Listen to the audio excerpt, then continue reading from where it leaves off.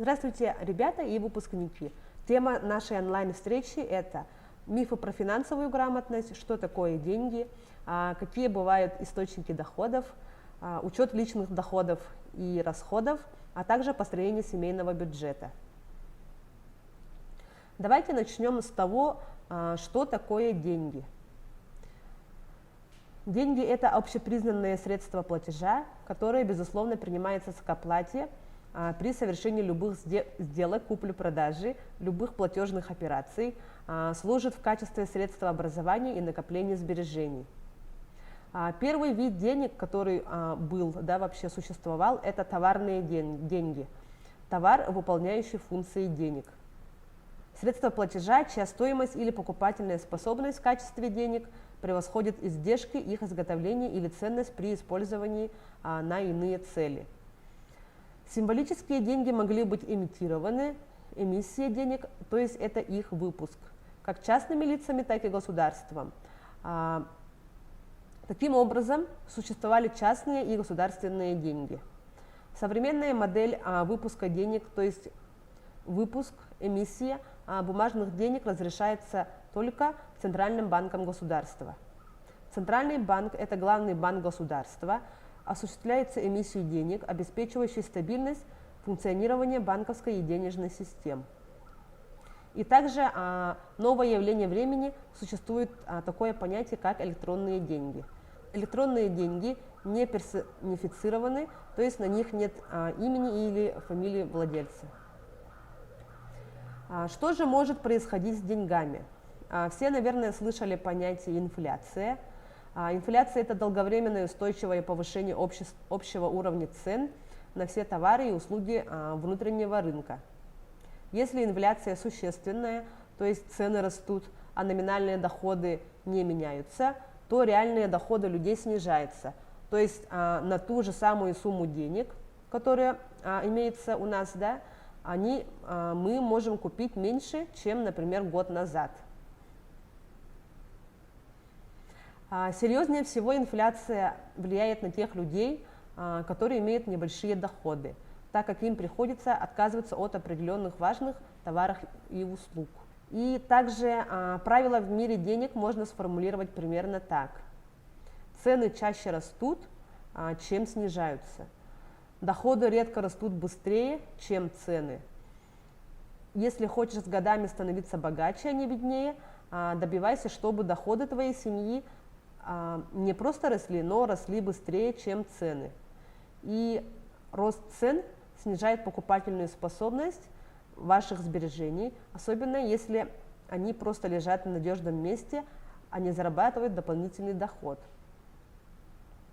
И также существует понятие дефляции, это обратная инфляция, когда общий уровень цен в стране начинает снижаться. Обычно она имеет отрицательное влияние на доходы семей, поскольку во время дефляции компаниям, производящим эти товары и услуги, зарабатывать себе доходы становится куда труднее. Из-за этого такие компании закрываются, и, следовательно, мы остаемся без работы. Какие бывают источники доходов? Доходы можно разделить на три группы по типу источника.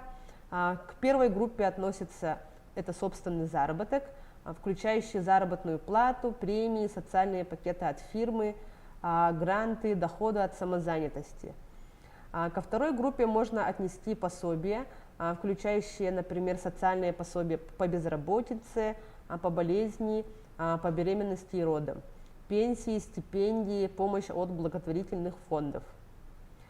Третья группа – доходы от собственности, включающие дивиденды, то есть доходы от акций, доход от сдачи жилья в аренду, процент по депозиту.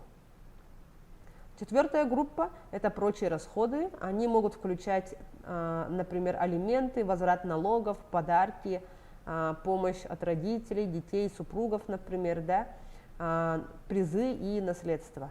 Зарплаты и социальные пособия. Если мы говорим про белую зарплату, то есть работодатель делает все в соответствии с законом и выплачивает все налоги, в том числе в пенсионный фонд. При такой зарплате права работника защищены законом, и он может рассчитывать на нормальную или высокую пенсию в будущем. При оформлении зарплаты в серую работник не получает оплату больничных, отпускных, а также накопление на его счете в пенсионном фонде, чем существенно ниже при белой зарплате. Избежать навязывания серой зарплаты можно только, если человек работает в государственной организации, да, где зарплата обычно ниже, чем в частном секторе, но она вся оплачивается легально. Работает на себя в собственном бизнесе, где сам назначает себе зарплату. И с годами человек стал настолько ценным специалистом, что может диктовать работодателю свой размер заработной платы. Если мы говорим про социальные пособия, то у пожилых людей есть пенсия по старости, инвалиды, пенсия по инвалидности, инвалиды детства, социальная пенсия, родители, ухаживающие за инвалидом детства, пособие по уходу, оставшиеся без кормильца, пенсия по потере кормильца, заболевшие, пособие по временной нетрудоспособности, рождение ребенка, пособие по беременности и родам, пособие по уходу за ребенком, материнский капитал и другие. Так, многодетные семьи пособия и льготы получают, студенты получают стипендию, также социальные стипендии, безработные могут получать пособие по безработице, и ветераны боевых действий различные также льготы.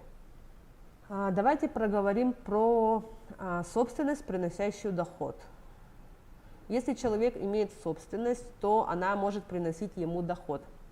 Однако не любая собственность может приносить доход. Для того, чтобы понять, какая собственность будет приносить доход, а какая только забирать доходы, нужно разобраться в понятиях актив и пассив. Все, наверное, слышали, да, что такое активный доход и пассивный. Актив – это ресурс, находящийся в собственности человека, от которого в будущем ожидается экономическая выгода. Пассив – это обязательства, подлежащие выполнению. Если выразиться еще проще, можно привести определения, которые даны в книге Роберта Кийосаки «Богатый папа и бедный папа». Актив – все, что кладет деньги нам в карманы, пассив – все, что забирает деньги из наших карманов. Исходя из определений разберемся, является ли квартира, в которой мы живем, активом или пассивом, то есть приносит ли она деньги или забирает их. Если вы живете в квартире, то оплачиваете коммунальные платежи, платите ежегодно налог на недвижимость, а значит это пассив. А если же вы сдаете квартиру в аренду, да, например, переезжаете в другой город или в другое место, она начинает приносить доход и становится активом. Факторы, влияющие на доходы. Существуют субъективные и объективные факторы, влияющие на доходы. К субъективным факторам относятся умственные способности человека и то, как способности смогли развить в семье, детском саду или школе. Поэтому важно заниматься интеллектуальным развитием на каждом жизненном этапе. Образование, которое человек сумел получить. Особенно важно освоить конкретную профессию и стать специалистом высокого класса в своей профессии. Для этого нужно много учиться. Физические возможности человека, дарованные природой и развитые тренировками. Трудовой опыт человека, знания и умения, которые он приобрел за период работы по найму после окончания обучения. И также давайте поговорим про человеческий капитал. Да? Что это такое? Это те дарования, умения и знания, которые могут быть применены работодателем и за которые человек вправе требовать оплату. Чем больше этот капитал, тем выше при прочих равных условиях у вас будет заработная плата. К объективным факторам относится уровень экономического развития того государства, в котором вы проживаете. Также уровень экономического развития региона, да, уровень цен и условия продажи труда. Степень риска работы человек может повлиять на субъективные факторы, да, например, на свое образование и квалификацию, опыт. Карьера – это продвижение вверх по служебной лестнице. Можно говорить о профессиональной карьере и внутриорганизационной. Профессиональная карьера – это рост знаний, умений и навыков. Внутриорганизационная карьера – это переход человека в организации с одной должности на другую. Карьеру человека можно условно разделить на 4 этапа. Первоначальное овладение профессиональными навыками, учеба и учебные стажировки, испытательный период. Его не избежать, особенно когда человек устраивается на работу в первый раз после окончания учебного заведения. Основной период профессиональной работы в одной или нескольких организациях и пребывание на пенсии. Чтобы добиться повышения зарплаты, надо построить свою карьеру таким образом, чтобы постоянно набирать все больший объем именно тех навыков и знаний, которые особенно высоко ценятся работодателями. Добиться этого можно по-разному. Существует 2 принципиально разные модели. Вообще жизнь человека разбита на несколько этапов, и на каждом из них надо управлять расходами по-своему, потому что проблемы на них решаются разные. Первый этап можно отнести выбор карьеры, создание семьи. Это примерно от 18 до 30 лет. Второй этап – воспитание детей, обустройство жизни. Это может быть от 31 года до 40 лет. Да? Третий этап – воспитание взрослых детей, подготовка к старости. Может быть, это возраст от 41 до 55 лет. И четвертый этап – отделение детей, выход на пенсию. Пятый этап – пенсионный возраст, расходы на лечение. И также перечень основных задач, решение которых потребует соответствующих расходов. Получение образования и создание основы для регулярных и растущих заработков. Предоставление своей семье возможности жить отдельно от родителей. Удовлетворение своих основных жизненных потребностей, куда входит питание, одежда, обувь, косметика, лекарства, транспорт и тому подобное. Подготовка к рождению детей, приобретение для них всего необходимого, чтобы они росли здоровыми и нормально развивались. Возможность оплачивать любимые развлечения, отдых, путешествия. Создание накоплений, которые позволят оплатить обучение детей в университете или колледже, если им не удастся поступить на бюджетные места. Да? Создание денежного резерва для помощи родителям, если в ней возникнет необходимость после выхода их на пенсию. Создание накоплений, чтобы самому после выхода на пенсию не испытывать трудностей с деньгами ни на питание, ни на развлечения, ни на лечение. Существует понятие «обязательные расходы». Для планирования семейного бюджета нужно сначала определиться с составом расходов семьи. В первую очередь нужно выделить обязательные расходы, к которым относятся налоги. Подоходный налог человек платит по месту работы, вернее, за него это делает бухгалтерия, а человек на руки получает уже зарплату за вычетом подоходного налога. Но есть еще налоги, которые человек платит, если у него есть, например, квартира, налог на имущество, машина, налог на транспортное средство. Кроме того, если человек за год получал дополнительную помощь и дополнительные доходы, то с них он также должен заплатить налог. Налоговое требование по каждому из налогов приходит один раз в год, но заплатить его можно в 2 этапа по 50% от суммы. В случае, если месячный семейный бюджет невелик, на эти нужно резервировать деньги ежемесячно. Просрачивать указанные платежи нельзя, так как за этим последуют штрафные санкции в виде пени.